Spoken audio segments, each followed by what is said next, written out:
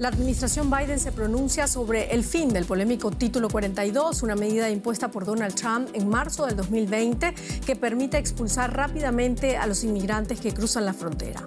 Con esto comenzamos. Los saluda Silvia Cabrera desde Berlín. Bienvenidos a DW Noticias. Vence el plazo para que Estados Unidos elimine el Título 42 que permitía la deportación inmediata de migrantes. La Casa Blanca pide anular la norma. En la frontera hay incertidumbre. La Guardia Nacional en Texas desplegó militares. Argentina recibió este martes a los campeones del mundo. Unos 5 millones de hinchas tomaron las calles para festejar con sus jugadores. La albiceleste terminó con un sobrevuelo en helicóptero sobre Buenos Aires sin llegar por tierra al obelisco como estaba previsto. Y la justicia alemana condenó a 2 años de prisión a una exsecretaria de un campo de concentración nazi de 97 años. La sentencia la considera cómplice de más de 10.500 asesinatos cometidos entre 1943 y 1945.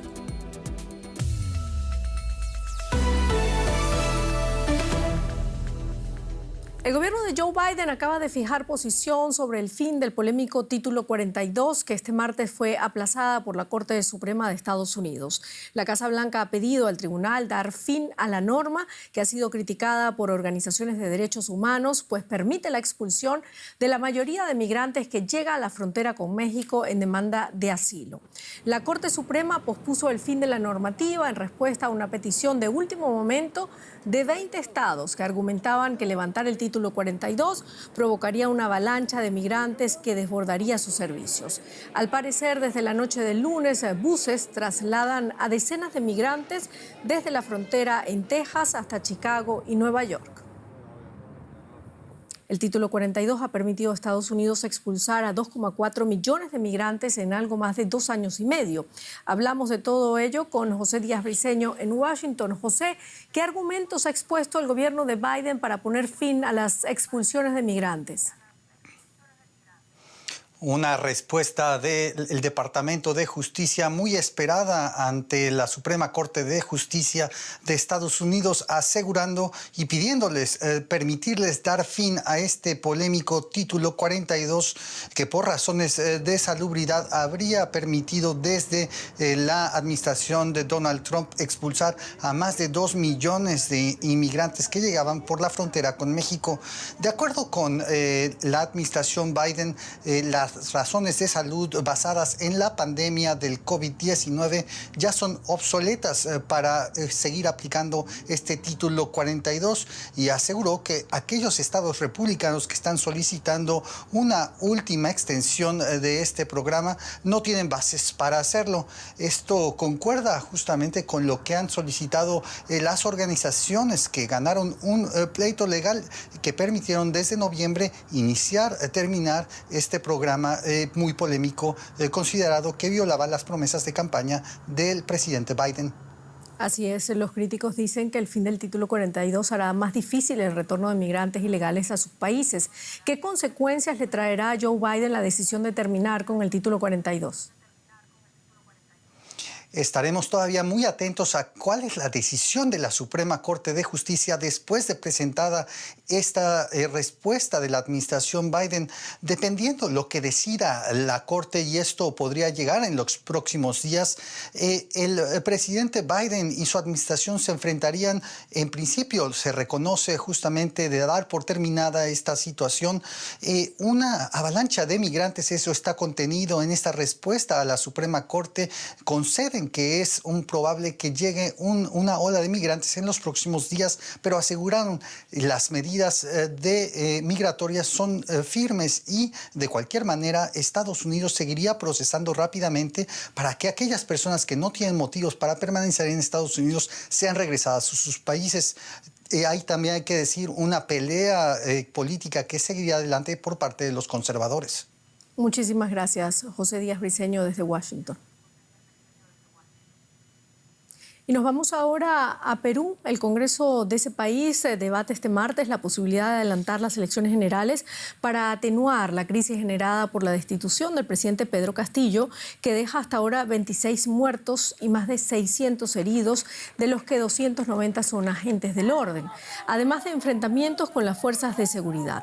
El plan del Ejecutivo es adelantar los comicios del 2026 al 2023. Dina Boluarte asegura estar dispuesta a irse en los nuevos plazos. Este martes tiene previsto nombrar a su nuevo primer ministro. Mientras, la misión de la Comisión Interamericana de Derechos Humanos comienza también este martes su visita a Perú a invitación del gobierno. Y en Argentina, los festejos por la Copa del Mundo parecen ser eternos. Después de 36 años de espera, los argentinos están dando a su selección nacional de fútbol una bienvenida de héroes a su regreso de Qatar. La euforia que se vive en el país no tiene precedentes. Se calcula que más de 4 millones de personas acompañaron a lo largo de las autopistas y calles de Buenos Aires el recorrido de Lionel Messi y sus compañeros de equipo, primero en la caravana, luego en helicóptero, para celebrar la Copa, la tercera de Argentina y la 10ª de Sudamérica.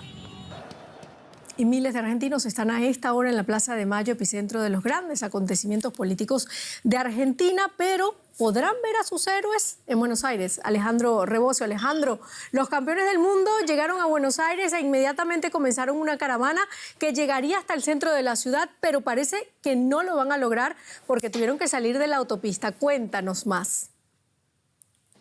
Así es, entre tantos millones de personas que salían a festejar por la selección, también hubo gente desubicada. Hubo 2 personas que se quisieron arrojar desde un puente al bus donde iban los jugadores de la selección nacional. Una persona cayó adentro, otro cayó sobre la autopista, hiriéndose, y a partir de eso se decidió que no daba para más el camino de la selección, que había empezado, llevaba horas a paso de hombre avanzando desde las afueras de Buenos Aires hacia el centro, y por lo tanto se decidió que suspender el viaje en bus, que tomaran un helicóptero, que sobrevolaran el centro de Buenos Aires, desde ahí que pudieran ver a los millones de hinchas reunidos. Los hinchas pudieron saludar desde abajo a aquel helicóptero con los jugadores de la selección, y terminaron regresando al campo de entrenamiento de la Asociación del Fútbol Argentino para descansar de una vez por todas después de esta Copa del Mundo. Así que se quedaron con las ganas y ahí quedó. Bueno, Alejandro, pero todavía hay muchísima gente en las calles. ¿Cuán fuerte es la seguridad en la capital de Argentina? Tenemos entendido que hay varios heridos también por ejemplo, subirse a los semáforos para poder ver a sus campeones. Así es, hubo algunos desmanes. Igualmente, teniendo en cuenta que hubo millones de personas movilizadas, por ahora no está habiendo tantos desmanes. Acá había de todo, familias con niños, había jóvenes, había gente borracha también, por supuesto, había de todo.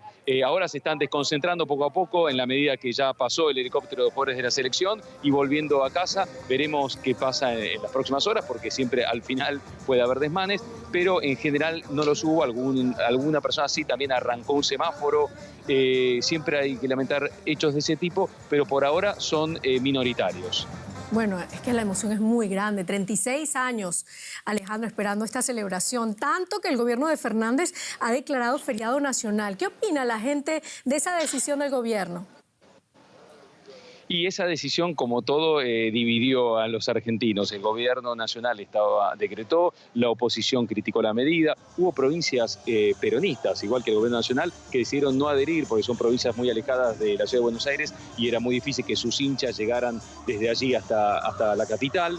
Y bueno, este es uno de los motivos que dividió políticamente también todo este descontrol de la organización. Quizá era muy difícil controlar la seguridad de 4 millones de personas. Esta imposibilidad de que la selección pudiera ver cara a cara a los hinchas también es motivo ya de crítica por parte del presidente de la Asociación del Fútbol Argentino contra los organismos de seguridad. Y acá tenés el gobierno nacional, que es peronista, el gobierno de la provincia de Buenos Aires, que es kirchnerista, y el gobierno de la ciudad de Buenos Aires, que es conservador, es de la oposición. En definitiva, otra vez la grieta política, a pesar de que el Mundial unió a los argentinos en el festejo. Increíble. Bueno, muchísimas gracias, Alejandro Rebocio, desde Buenos Aires, por este reporte. Gracias a ustedes. Bueno, como escucharon, toda Argentina festeja la Copa del Mundo, pero muy especialmente Rosario, la ciudad natal de Lionel Messi. Ya se está preparando un escenario allí frente al monumento a la bandera con la intención de hacer el próximo jueves un acto junto a la Pulga y el resto de jugadores rosarinos. Por supuesto, también para atraer turistas. La ciudad ofrece un circuito Messi para visitar los lugares emblemáticos del campeón del mundo. En lo que va del año, aumentaron 21% los visitantes respecto a la época de la prepandemia. Bruno Rearte, director ejecutivo del ente turístico Rosario, cuna de Lionel Messi, está más que feliz por el triunfo de Argentina en el Mundial. Recibe cada vez más visitantes argentinos y extranjeros. Este año superó en 21% los de la prepandemia. La app Rosario Turismo tuvo 245.000 descargas y los circuitos turísticos más consultados fueron el Monumento a la Bandera, donde se izó por primera vez la albiceleste, y el circuito Messi. Es momento para aprovechar el fenómeno Messi. Ya hace varios años que se va dando que a nivel turístico, en el ente, en los puntos de información nuestros, empezamos a recibir muchas consultas sobre Messi, dónde puedo ir y demás. Así que ya hace unos años preparamos lo que es el circuito Messi. Durante la pandemia pudimos sacar la audioguía y tenemos un circuito que la verdad que es muy recomendado, la gente viene y lo realiza. El circuito incluye el barrio La Bajada, donde está la humilde casa donde se crió Messi, el campo donde hizo sus primeras jugadas, la escuela donde estudió primaria. Allí está el Museo del Deporte de la provincia de Santa Fe, con las camisetas de Leo Niño y en la selección. El Paseo de los Olímpicos, dedicado a los medallistas rosarinos, como Messi en 2008. El club Newell's Old Boys, donde jugó antes de marcharse a Barcelona a los 13 años. El Hotel Casino donde se casó. Al lado del Monumento a la Bandera hay un mural y el bar VIP de la familia Messi. Pero Rosario no es solo Messi. En 10 minutos estamos del centro de la ciudad con el agua, disfrutando del agua del río Paraná. Tenemos todo lo que es la zona de la costanera, la zona de Pichincha, Pellegrini, como paseos gastronómicos, la gastronomía muy fuerte de la ciudad. Todo lo que es la agenda cultural de Rosario, que es muy fuerte también. Pero en Rosario no hay siempre fiesta. Este año hubo días de aire irrespirable por los incendios de los humedales del delta del Paraná, provocados presumiblemente por ganaderos. El director del Instituto de Salud Socioambiental de la Universidad de Rosario advierte sobre el impacto en la salud. En los últimos 3 años hemos tenido prácticamente un 85% de días con humo por arriba de los valores máximos permitidos por la OMS. Esto aumenta los riesgos de enfermedades cardiovasculares, de enfermedades respiratorias, aumenta los riesgos de abortos espontáneos, aumenta los riesgos de malformaciones congénitas y de daño genético en las próximas generaciones. La tasa de homicidios de Rosario también batió este año un récord y cuadriplica la de Argentina desde hace una década, según el concejal Pitu Salinas. Su partido sufrió el asesinato de un ex concejal a manos de narcos, pero él continúa con su tarea de urbanización de barrios pobres donde se asientan traficantes. Rosario tiene una cuestión geográfica que es central para explicar este fenómeno, que tiene que ver con los puertos que tenemos en la ciudad. Se ha demostrado en investigaciones judiciales muy recientes containers con toneladas y toneladas de cocaína que iban a Europa. En los barrios populares se ha consolidado una cuestión cultural y de construcción identitaria a partir de la violencia. Pese a todo, la Rosario de Messi abraza al mundo. Y ahora vamos a hablar de economía. Rosa Casals. Con un ejemplo de cooperación internacional, Silvia, porque los coches europeos podrán alimentarse con energía eólica de Chile. El fabricante de automóviles alemán Porsche inauguró este martes junto a las autoridades del gobierno chileno la planta piloto de Haruoni en el sur del país. Allí se producirán combustibles sintéticos basados en hidrógeno verde con ayuda de la energía eólica. 2, 1, 0. ¿Una cuenta regresiva para el futuro? Esta planta en el sur de Chile produce, en pocas palabras, combustible a partir de la energía eólica. El carburante va directo al depósito y hará que, de un plumazo, los motores de explosión sean respetuosos con el clima. El ministro de Energía de Chile se dio una primera vuelta. Bueno, este proyecto significa un ejemplo muy claro del liderazgo que tiene Chile en el hidrógeno verde. El hidrógeno verde es una energía de futuro, pero también en Chile es presente y es la posibilidad de tener una estrategia de desarrollo que combine de buena forma la lucha contra la crisis climática con el dinamismo y la inversión económica. Las empresas alemanas Siemens y Porsche construyeron la planta. Para la producción de electrocarburantes se necesita mucha energía verde. Con ella pueden repostar no solo los automóviles, también los aviones. Vemos un gran potencial en la generación de electrocombustibles. Hay 1.300 millones de vehículos de combustión en la carretera y un carburante producido de forma sostenible puede contribuir de inmediato a la descarbonización.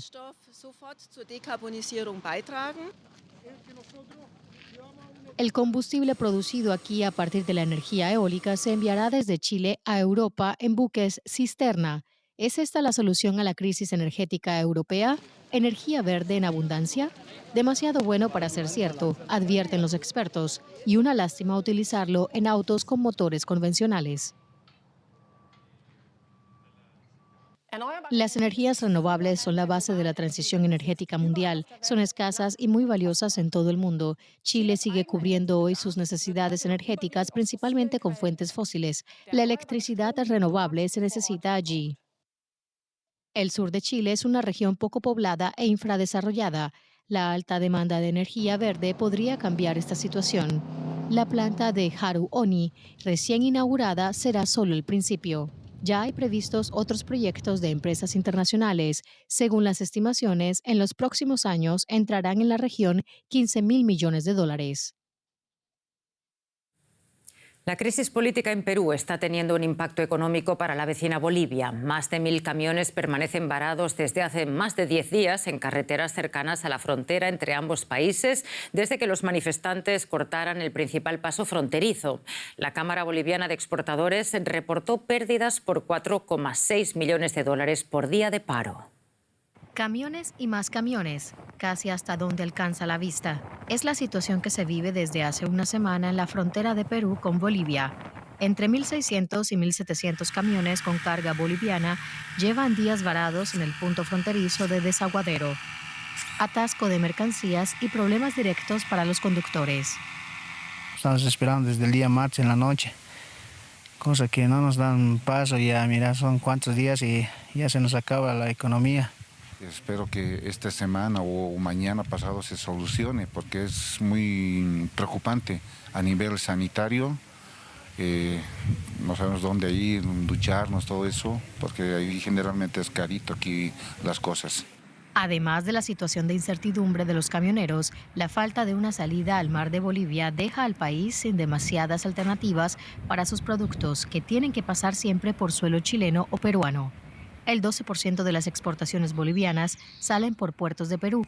Además, el punto fronterizo de Desaguadero es la principal salida para los derivados de la soja y el girasol, el 70% de las exportaciones que salen desde este lugar. El Ministerio de Comercio Exterior e Integración de Bolivia valora las mercancías salidas por Desaguadero en 150 millones de dólares mensuales. Bolivia ha conseguido organizar el regreso de algunos de sus camiones en los últimos días, pero el atasco en la frontera podría permanecer tanto como duren las protestas, ya que los servicios de aduanas y migración tienen cerradas las oficinas en la frontera. Y un vistazo a Estados Unidos. La Oficina para la Protección Financiera del Consumidor ordenó este martes a Wells Fargo que pague 3.700 millones de dólares en multas y reembolsos a sus clientes. Es la mayor sanción civil jamás impuesta por los reguladores a un banco. Wells Fargo lleva años lidiando con escándalos relacionados con sus prácticas de venta. En particular, el banco fue acusado de irregularidades en la gestión de créditos automotores que generaron gastos indebidos o embargos injustificados de vehículos. Además, el banco rechazó durante años modificar las condiciones crediticias de miles de deudores hipotecarios, una posibilidad que era contemplada por la ley y los contratos. Nos vamos a Nueva York para buscar el contexto de esta noticia. Ana Nieto, muy buenas tardes. Justo ayer, otra agencia federal impuso una multa récord a una empresa de juegos online, Epic Games. ¿Es casualidad o hay un mayor celo por la protección de consumidores y la competencia? Puede ser casual que todas estas multas estén llegando prácticamente a la vez, pero también hay un mayor celo por parte de las autoridades del Estado, tanto las agencias como incluso el Departamento de Justicia. Como decías, justo ayer Epic Games tuvo que hacer frente a una multa de 520 millones de dólares en total, con restituciones por no proteger la privacidad de los niños a los que va dirigido su juego Fortnite, o también la protección de sus compras. Hoy los abogados de la Comisión Federal de Comercio, que son los que impusieron esta multa, también están tratando de parar la compra de Facebook, de Meta, la antigua Facebook, de una compañía que es una aplicación de realidad virtual en los tribunales. También esta misma agencia está tratando de parar la compra de Activision por parte de Microsoft, Activision siendo el creador del juego famoso Call of Duty.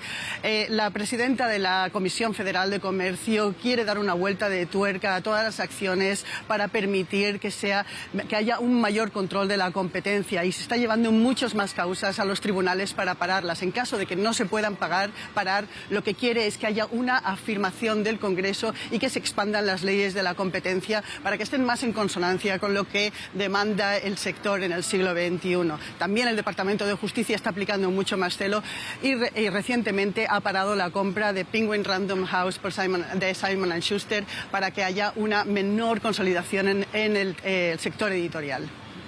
Ana, cuéntanos un poco más sobre esta agencia que ha impuesto la multa a Wells Fargo, la Oficina de Protección del Consumidor Financiero. ¿Solo se dedica a proteger a los consumidores en cuestiones de finanzas?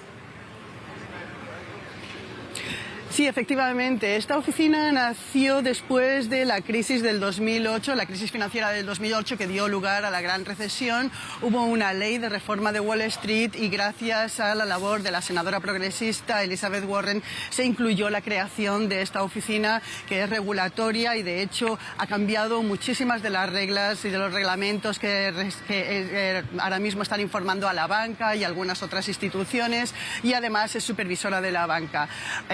El Partido Republicano nunca ha sido amigo de esta institución, que considera redundante, y dice que va a supervisarla mucho más ahora que tienen el control de la Cámara de los Representantes. Muchísimas gracias, Ana Nieto, por estos análisis. Y vamos con otras noticias, Silvia.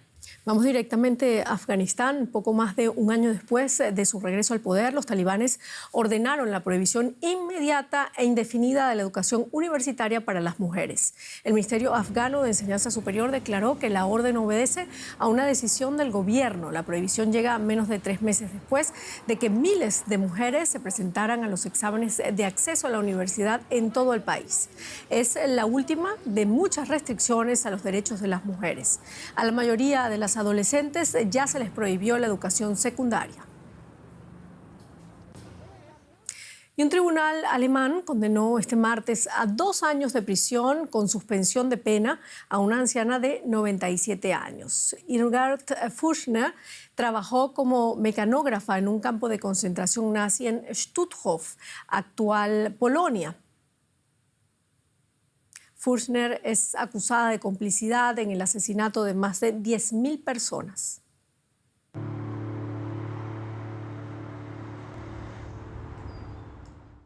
Quería vivir. No quería morir. Era más fácil morir que vivir. Puede que eso me hiciera seguir adelante, no lo sé. Al final tuve razón. Hoy tengo 11 bisnietos. El 11º está en camino. Soy un hombre rico. Estar vivo es un milagro para Aba Naor, uno de los últimos supervivientes de la Shoah. A sus 94 años viaja con frecuencia de Israel a Alemania para contar su historia de adolescente en campos de concentración. En 1944 los alemanes lo deportaron a él y a su familia de Lituania al campo de concentración de Stutthof en la actual Polonia. Cuando nos llevaron a Stutthof, aún éramos medianamente normales. Íbamos vestidos con nuestra propia ropa. Hasta entonces vivíamos con nuestra familia en el gueto, aunque estábamos encerrados. Ya en Stutthof empezamos a sentir que no éramos una familia. La madre de Naor, Hanna, y su hermano menor Berale fueron deportados a Auschwitz y asesinados en julio de 1944. En esa época, Imgar Furchna, de 18 años, trabajaba en Stutthof como secretaria principal del comandante del campo. Ahora está acusada de complicidad en más de 11.000 asesinatos. La fiscalía pide una condena condicional de 2 años para la anciana de 97 años. Ha guardado silencio casi todo el tiempo, alegando que lamentaba haber estado en Stutthof y dice que no sabía nada de la matanza. Si hizo algo malo o cometió un delito, ¿por qué han esperado hasta hoy? No puedes contarme cuentos de hadas. Se dejaron sueltos a los peces más gordos.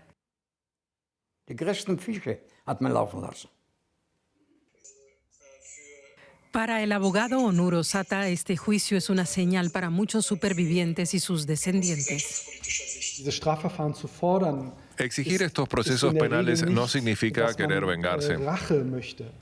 Para muchos supervivientes también es importante dar testimonio, es decir, comparecer ante un tribunal y contar su historia, porque tampoco quieren que caiga en el olvido. 2 años de prisión para una mujer de 97 años por complicidad en crímenes cometidos hace casi 80 años. Una sentencia que se ha suspendido y que puede parecer menor, pero que tiene un gran simbolismo por varias razones. Era una simple secretaria en un pez gordo en el campo de concentración de Stutthof, en Polonia, pero, como señaló la fiscal, su trabajo como taquígrafa aseguró el buen funcionamiento del campo. Hasta 2011 era casi imposible juzgar a los cómplices del Holocausto porque sin poder denunciar un crimen específico contra una persona con nombres y apellidos no había juicio. Pero el proceso contra el guardia de Mianiuk allanó el camino para juzgar a otros como él. La justicia alemana empezó a hacer lo que eludió durante décadas, juzgar a algunos de los que colaboraron con el sistema, como esta secretaria, que entonces tenía 18 años. Víctimas y victimarios se están muriendo, el tiempo se acaba para llevar a la justicia a los criminales vinculados con el Holocausto. Para muchos supervivientes estos juicios llegan tarde, para otros nunca es tarde para hacer memoria histórica. Bueno, y cambiamos ahora de tema. Es una semana clave para muchos aquí en Europa. Están corriendo, comprando los regalos para el 24 de diciembre, también para preparar esa cena de Navidad. En España, por ejemplo, la expectación crece a medida que se acerca una de las tradiciones navideñas más esperadas. La gente está haciendo cola para comprar allí sus boletos de la mayor lotería de Europa, El Gordo. Se espera que reparta un total de más de 2.000 millones de euros en premios. Además de los premios importantes, hay una buena cantidad de premios pequeños, por lo que las probabilidades de recuperar al menos algo del dinero invertido no son tan escasas. Y con eso terminamos nuestro informativo. Gracias por habernos acompañado. Hasta luego.